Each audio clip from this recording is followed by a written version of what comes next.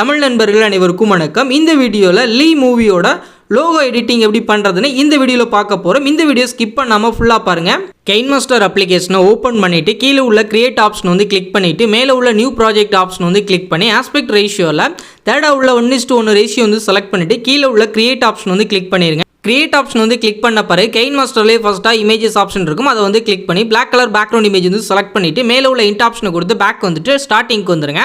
ஸ்டார்டிங்க்கு வந்துட்டு இந்த லேயரை கிளிக் பண்ணி லேயரில் வர மீடியாவில் வந்துட்டு இப்போ உங்களுக்கு இந்த பேக்ரவுண்ட் வந்து கொடுத்துருக்கேன். இந்த பேக்ரவுண்ட் டெம்ப்ளேட் வந்து நீங்கள் ஆட் பண்ணிக்கிங்க. டவுன்லோட் பண்ணிட்டு ஆட் பண்ணிவிட்டு இந்த ஃப்ளிட் ஸ்க்ரீன் ஆப்ஷன் வந்து கிளிக் பண்ணி ஃபுல் ஸ்க்ரீன் வந்து கொடுத்துட்டு ஸ்டார்டிங்க்கு வந்துடுங்க. அடுத்ததாக இந்த லேயரை வந்து கிளிக் பண்ணி இங்கே டெக்ஸ்ட் அப்படின்ற ஆப்ஷன் வந்து கிளிக் பண்ணிவிட்டு இப்போ இந்த இடத்துல உங்களோட நேம் எல்லாவது நீங்கள் என்ன டைப் பண்ணுமோ அதை வந்து நீங்கள் டைப் பண்ணிக்கிங்க.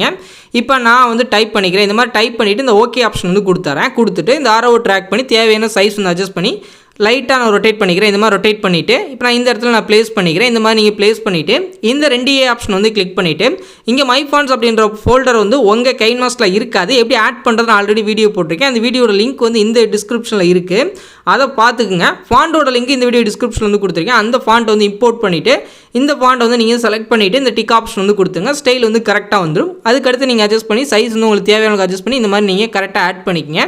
கரெக்டாக இந்தளவுக்கு ஆட் பண்ணிவிட்டு உங்களுக்கு தேவை அப்படின்னா சைஸ் வந்து இன்னோட பெருசாகிக்கலாம். இந்த மாதிரி நீங்கள் பெருசாக அட்ஜஸ்ட் பண்ணி வச்சுக்கோங்க.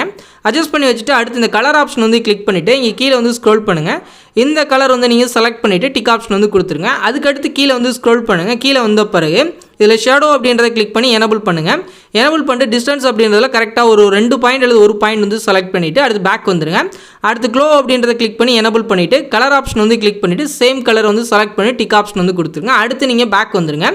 அடுத்து மேலே வந்து ஸ்க்ரோல் பண்ணுங்கள். இதில் அவுட்லைன் அப்படின்றத கிளிக் பண்ணி எனபிள் பண்ணுங்கள். எனபிள் பண்ணிட்டு இதில் வந்து பார்த்தீங்கன்னா ஸ்ட்ரோக் வந்து 1 பாயிண்ட் வந்து நீங்கள் செலக்ட் பண்ணிக்கங்க.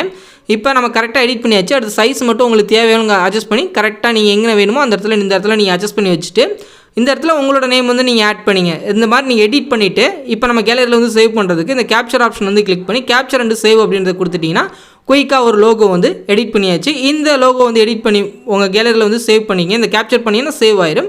இந்த வீடியோ பிடிச்சிருந்துச்சு அப்படின்னா லைக் பண்ணுங்கள், ஷேர் பண்ணுங்கள். மறக்காமல் நம்மளோட தமிழன் டெக் யூடியூப் சேனலை சப்ஸ்கிரைப் பண்ணிக்கிங்க.